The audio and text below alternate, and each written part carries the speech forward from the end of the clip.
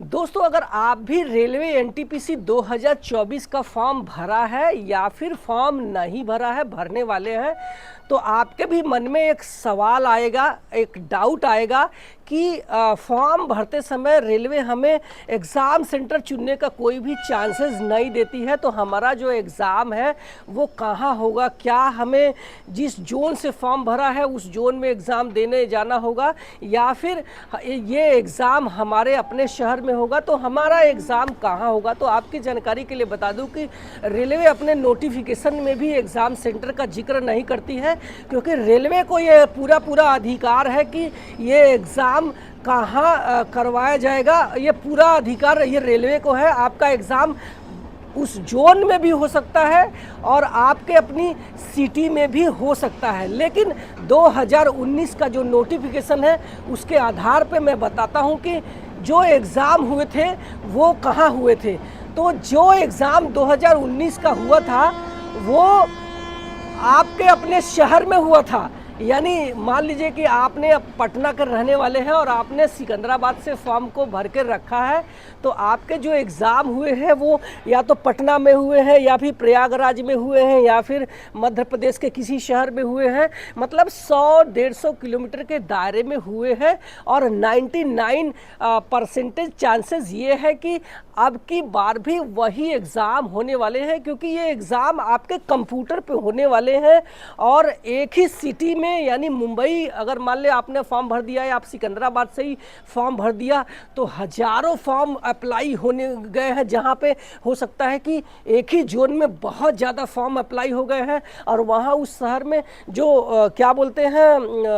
Computer ही कम पड़ गए या स्कूल कॉलेज ही कम पड़ गए, तो आपका जो है रेलवे का अव्यवस्था हो जाएगा। तो रेलवे चाहती है कि सारी चीज़ें पूरी सिस्टमेटिक ढंग से हो, तो इसको एकदम सेंट्रलाइज कर देती है कि कॉमन हर जगह जो छात्र हैं उनको उस जगह पे डिस्ट्रीब्यूट कर दो, ताकि कंप्यूटर की कमी ना हो, कोई अव्यवस्था नहीं हो। इस तरीके से आपका जो एग्ज़ाम है वो CBT 1 होगा, CBT 2 होगा। इसके अलावा अगर आप स्टेशन मास्टर के लिए फॉर्म भरा है तो आपका CBAT यानी एप्टीट्यूड टेस्ट भी होगा। हाँ, अगर आप डॉक्यूमेंट वेरिफिकेशन के लिए बुलाए जाते हैं, यानी आप सारे चरण पार कर लेते हैं और आपको डॉक्यूमेंट वेरिफिकेशन के लिए सेलेक्ट कर लिया जाता है, तो आपको उस जोन में जाना पड़ेगा जहां से आपने फॉर्म को भर कर रखा है। चाहे आप पटना के रहने वाले हैं तो सिकंदराबाद से फॉर्म भरा है तो सिकंदराबाद जाना पड़ेगा। आप मुंबई या महाराष्ट्र के रहने वाले हैं और आपने भी चेन्नई से फॉर्म भर दिया है या फिर जम्मू से फॉर्म भर दिया है, तो आपको चेन्नई या जम्मू डॉक्यूमेंट वेरिफिकेशन के लिए जाना पड़ेगा। तो ये जो एग्ज़ाम डेट है ये कब आती है, तो आपको बता दूं कि जैसे ही एग्ज़ाम डेट आएगी, मान लीजिए कि आपने अभी फॉर्म भरा है, तो एटलीस्ट रेलवे चांसेस देती है कि आप इस बीच में अच्छी से अपनी तैयारी कर लें। तो 4 से 6 महीने के बाद CBT 1 की डेट आएगी। तो मान लो आप मार्च अप्रैल 2025 में इसके एग्ज़ाम CBT 1 होने वाले हैं, तो उसी के 10 दिन पहले, जैसे ही एग्ज़ाम डेट क्लियर हो जाएगा उसके 10 दिन पहले आपको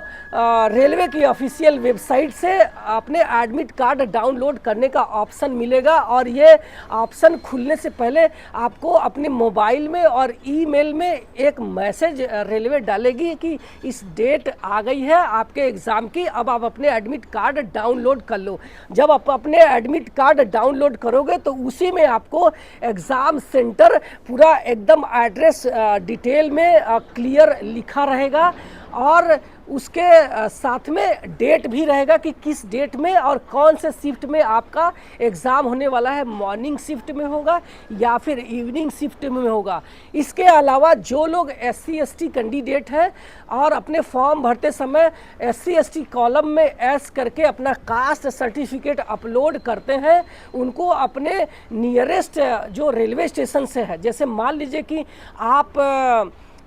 प्रयागराज के रहने वाले हैं और आपने